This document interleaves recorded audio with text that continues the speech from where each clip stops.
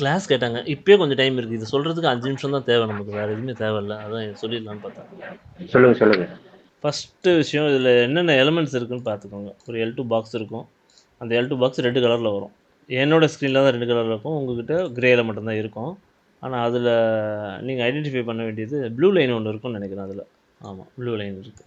இந்த blue line பாட்டமில் இருந்ததுன்னா ப்ளூ லைன் ஸ்ட்ராங். அதில் L2 பாக்ஸுடைய லோ ஸ்ட்ராங். டாப்பில் இருந்ததுன்னா வீக்குன்னு அர்த்தம் இல்லை. ப்ளூ லைன் லோவில் இருந்தால் அது ரொம்ப ரொம்ப ஸ்ட்ராங். நம்ம அதுக்கு ரொம்ப அன்றைக்கி ப்ரையாரிட்டி கொடுக்கணும் அதுக்குன்னு அர்த்தம். ஸோ இப்போ என் ஸ்க்ரீனில் இருக்கிறத பற்றியே சொல்லுவேன். ஏன்னா மோஸ்ட்லி நிறைய பேர் இண்டிகேட்டர் யூஸ் பண்ணுறதில்ல. இந்த ஸ்க்ரீனை தான் பார்க்குறாங்க. இப்போது இதில் 2 பாக்ஸ் இருக்கும்பொழுது இந்த க்ரீன் பாக்ஸ் என்றைக்கெல்லாம் வருதோ நமக்கு அன்றைக்கி வந்து ட்ரேடிங் ஆப்பர்ச்சுனிட்டி ரொம்ப ஈஸியாக இருக்கும். ஆக்சுவலாக இதுக்கு அது எப்போ நடக்கும் அப்படின்னு கேட்டிங்கன்னா, முன்னாடி நாள் சைட்வேஸாக இருந்ததுன்னா, இல்லை ரொம்ப லோவாக ஓடிச்சு, ஒரு 200 பாயிண்ட்டுக்குள்ளே ஓடுது, அடுத்த நாள் மார்க்கெட் அதுக்குள்ளேயே ஓப்பன் ஆச்சுன்னா பாக்ஸ் க்ரீன் ஆகிடும். மோஸ்ட்லி க்ரீனாக தான் இருக்கும்.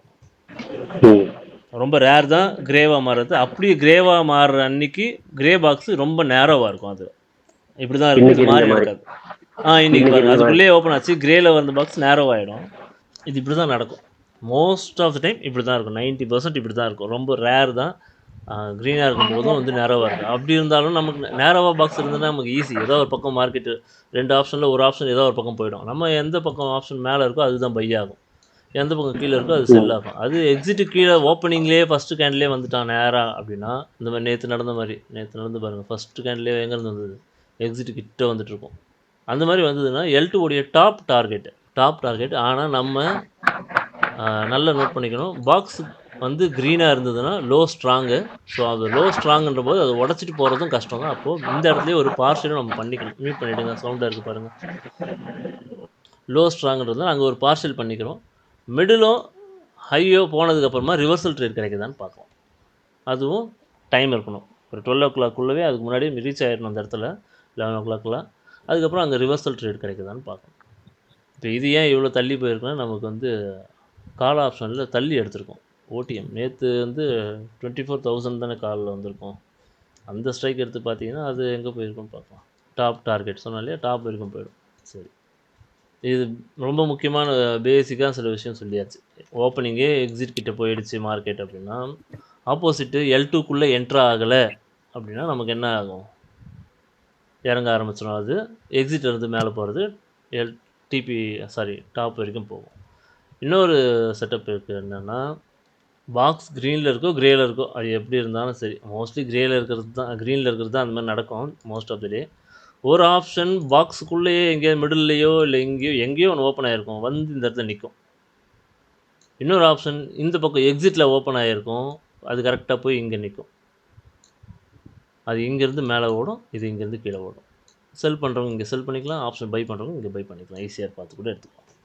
இது 2வது செட்டப். இதுலேயே ஒரு வேரியேஷன் ஒன்று இருக்கும்.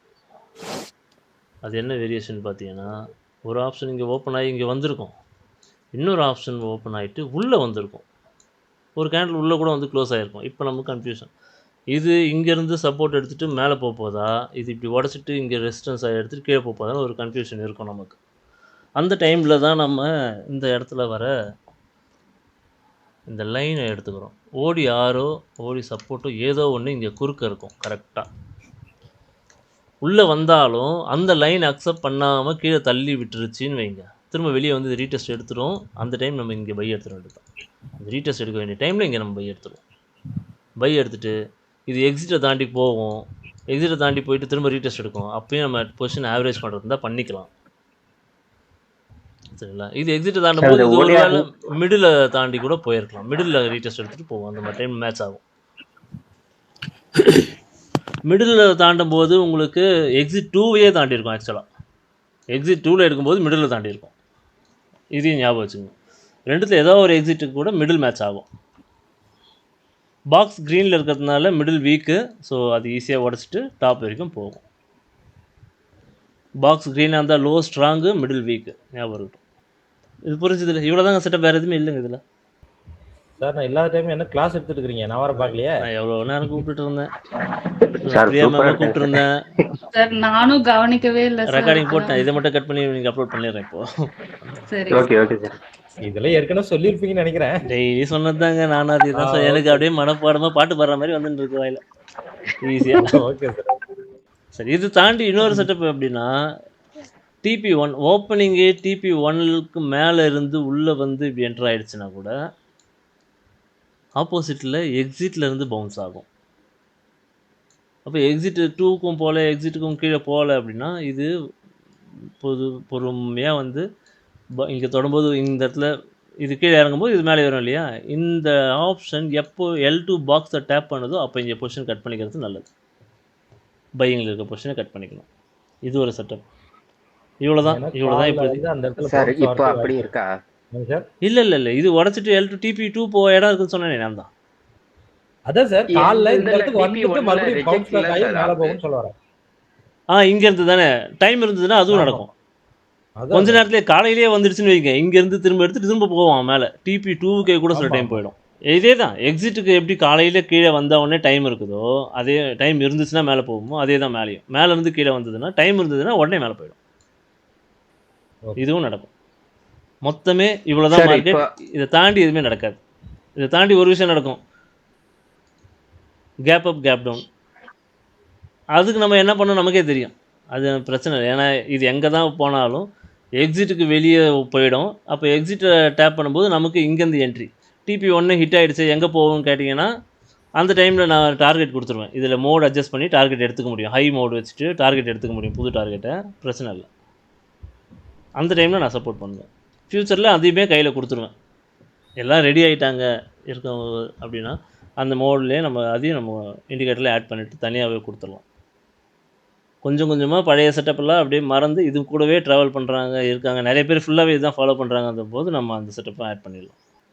சொல்லுங்கள் மனுஷன், சொல்ல வந்தீங்க சார். இப்போ அதான் TP1ல ரிஜெக்ட் தானே சார் ஆகுது? இது இல்லையே, TP1 அக்செப்ட் பண்ணிக்கிச்சு சார். நீங்கள் வச்சிருக்க ஆப்ஷன் வந்து 200 சார். 100ல காட்டல. அப்படியா? இதுல இல்ல ரிஜெக்ட் ஆகுது. தாண்டிடுச்சு. இல்ல தாண்டிடுச்சு. மினிமம்ல தான் இருக்கு சார். எங்களுக்கு வந்து 33 இல்லை அது பார்க்காதீங்க, இன்னும் அப்டேட் பண்ணல. இதுதான் இப்போ நம்ம யூஸ் பண்ணிட்டு இருக்கோம். இதை இப்போ உங்களுக்கு அப்டேட் பண்ணிவிடுவேன். உங்களுக்கு இருக்கிற டார்கெட் கொடுத்துருச்சுன்னா முடிஞ்சுது, அவ்வளோதான், விட்டுருங்க. அதில் ஓகே சார். இல்ல தெரிஞ்சுக்கிறதுக்கு இது எக்ஸிட்ல நிக்குது. அதுக்காக இதுல நிறைய மோட் இருக்குங்க, நிறைய விஷயம் இருக்குது. இதுல நம்ம எதுல வெளியே வரோம் அப்படிங்கிறது இருக்கிறதுலே ஹையஸ்ட் ப்ராபபிலிட்டி எதுன்னு பார்த்து நம்ம அதை கட் பண்ணிட்டு வெளியே வந்துடுவோம். ஓகே. ரெகுலராக பாட்டம்ல இருந்து இது டார்கெட் நோட் பண்ணி பாருங்களேன், 60 பாயிண்டா. அதனால தான் இவங்க கட் பண்ணிட்டோம். நிறைய நாள் இங்கேருந்து திரும்பி இருக்கான் இல்லையா, நமக்கு அது ஞாபகம் இருக்குல்ல. இங்கே இது திரும்பி இது இங்கே டேப் பண்ணும்போது இவன் எக்ஸிட்டில் நிற்கிறான். நான் என்ன பண்ணுறது? எந்த நம்பிக்கையில் நான் இது உடைக்கும்னு சொல்லி ஹோல்டு பண்ண சொல்கிறது? என்கிட்ட இல்லை. அதனால தான் நான் வெளியே வந்துட்டேன். இது இங்கே வர்றதுக்கு முன்னாடியே எக்ஸிட் பிரேக் ஆயிருந்ததுன்னா ஹோல்டு பண்ண சொல்லியிருக்கலாம். ரெண்டும் ஒன்றா மேட்ச் ஆகிடுச்சு இன்னைக்கு. இவன் டாப்பில் போகும்போது இவன் பாட்டம் டேப் பண்ணிட்டான், அதனால கட் பண்ணிட்டேன்.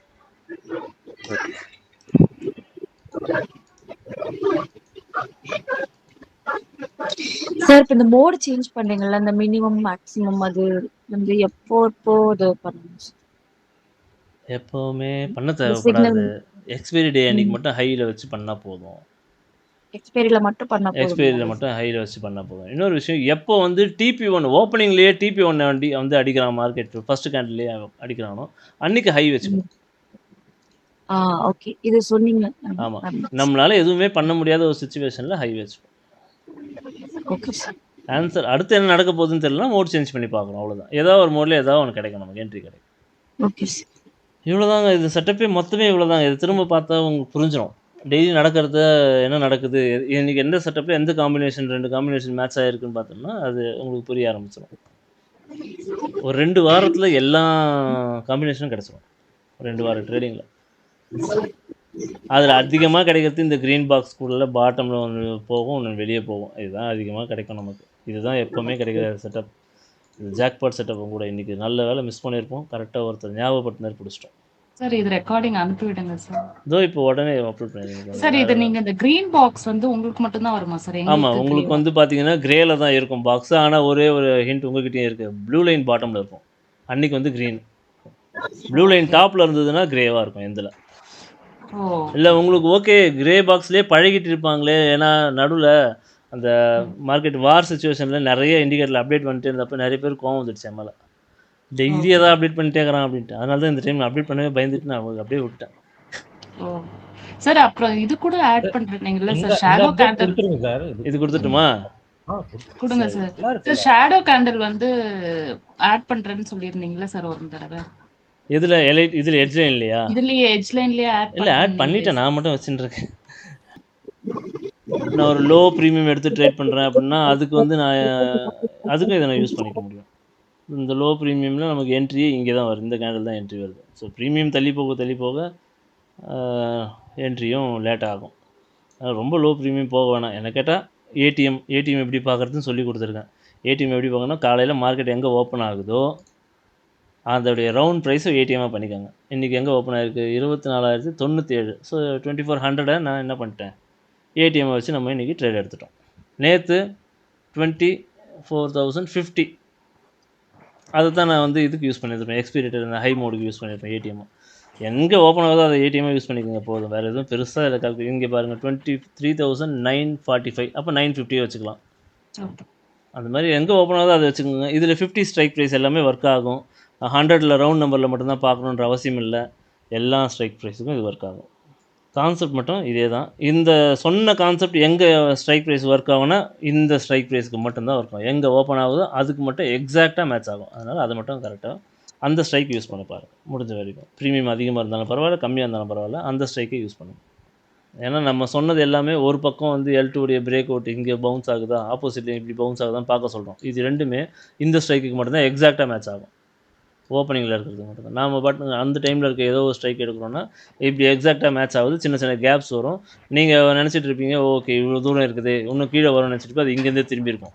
இது இங்கேருந்து டேப் பண்ணி மேலே போய் திரும்ப நினைப்பீங்க, அது இங்கேருந்தே திரும்பிட்டு இருக்கும். இல்லை சில டைம் உள்ளே வந்துட்டு இருக்கும், என்னால் உள்ளே வந்துடுச்சேன்னு தேவையில்லாமல் கன்ஃபியூஷன் வரும். அதனால தான் சொல்கிறேன், அந்த ஸ்ட்ரைக்கு யூஸ் பண்ணிங்கன்னா எக்ஸாக்டாக லைன்ஸ் கூட அலைன் ஆகும். அது மட்டும் அந்த தப்பு மட்டும் பண்ணிவிட வேணாம். எக்ஸாக்டாக அனாலிசிஸ்க்கு நீங்கள் அந்த ஸ்ட்ரைக் வச்சுக்கோங்க. என்ட்ரி எதில் வேணால் போட்டுக்கோங்க. லோ ப்ரீமியம் கூட பை பண்ணிக்கோங்க, இல்லை ஹை ப்ரீமியம் சில பேர் ஐடிஎம் தான் பை பண்ணி பழக்கம் இருக்கும், அப்போ அதில் கூட பண்ணிக்கிட்டோம். பட் அனாலிசிஸ்க்கு இந்த ஏடிஎம்மை எடுத்துக்கோங்க, அது மட்டும் போதும். ஸ்டாப் லாஸ் எல்லாத்துக்குமே இதே யூஸ் பண்ணிக்கோங்க. ஸ்டாப் லாஸ் ஒன்றும் பிரச்சனை இல்லை, உங்களுக்கு எல்லாத்தையும் ஈஸியாக வந்துட போகுது, சிக்னல் கேண்டில் வந்துட போகுது. பட் டார்கெட் ரீச் ஆகிடுச்சா, TP1 போய் ரீச் ஆகிடுச்சா, அது எதில் பார்க்கணும்னா இங்கே வர ஏடிஎம்மில் தான் பார்க்கணும். இங்கே இருக்கிற அந்த ஏடிஎம் ப்ரைஸில் தான் நம்ம செக் பண்ணுவோம் எல்லாமே. எக்ஸிட் பிரேக் அவுட் ஆகிடுச்சா ஏடிஎம்மில் தான் பார்க்கணும், வேறு ஸ்ட்ரைக்கில் பார்க்கக்கூடாது. ஏன்னா நீங்கள் ஐடிஎம் போனீங்கன்னா எக்ஸிட் லேட்டாக தான் பிரேக் அவுட் ஆகும், ஓடிஎம் போனீங்கன்னா முன்னாடியே பிரேக் அவுட் ஆகிருக்கும். அதனால தான் சொல்கிறேன், ஸ்ட்ரைக்கு மட்டும் மாற்றாமல் பார்த்துக்கோங்க, வேறு எதுவுமே பண்ண தேவையில்ல. இப்போ சொன்ன கான்செப்டில் தினம் என்ட்ரி கிடச்சிட்டே இருக்கும் நமக்கு. இப்போலாம் என்ட்ரி இல்லாத நாளே நமக்கு கிடையாது இல்லையா, அந்த மாதிரி ஆயிடுச்சு. சார் ஒருத்தவங்க மெசேஜ் அனுப்பிச்சிருக்காங்க, என்ன டைமிங் ப்ராப்பர் டைமிங் 3 மினிட்டா 5 மினிட்டான்னு கேட்டு. 3 மினிட்ஸ் யூஸ் பண்ணிக்கலாம், 1 மினிட் போக வேண்டாம். ஏன்னா 1 மினிட்டில் நிறைய கன்ஃபியூஷன்ஸ் வரும். ஓப்பனிங் ட்ரேடுக்கு போகலாம், அதுவும் 1 மினிட்டில் ஃபஸ்ட்டு வர ஈஸியாக நம்ப வேண்டாம், செகண்ட் வர ஈஸியாக நம்பி வேணால் போகலாம். இவ்வளோ தான். 1 மினிட்டை அவாய்ட் பண்ணுங்கள் மோஸ்ட்லி. எக்ஸ்பைரி டே அன்றைக்கெலாம் வந்து நான் கூட இருக்கேன்னா 1 மினிட் ஃபாலோ பண்ணிக்கோங்க, அப்பயே கேட்டால் நம்ம பார்த்து சொல்லிக்கலாம். தனியாக பண்ணும்போது 3 மினிட் எடுத்துக்கோங்க பெட்டர். எப்போவுமே 1 மினிட்டில் ஃபஸ்ட்டு வர ஈஸியாக நம்பாமல் இருக்கீங்கன்னா நீங்கள் யூஸ் பண்ணலாம் 1 மினிட், தப்பு இல்லை. ஏன்னா சில பேர் ஈஸியாக பார்த்த உடனே குதிச்சிட்டாங்கன்னா தப்பாயிடும். வேறு ஏதாவது டவுட் இருக்குங்களா? சொல்லுங்க. இல்லை டவுட் வர கேட்குறேன் சார். வர டெய்லி இதை தான் சொல்ல போகிறேன். நாளைக்கு வந்தால் மிஸ் டவுட் நாளைக்கு கேட்டுக்கலாம் விடுங்க, நாளைக்கு பார்ப்போம். Expiry Sensex expiry. Okay sir, bye. Okay bye. Okay sir, bye sir. Bye. Bye, sir. ம் பாய்.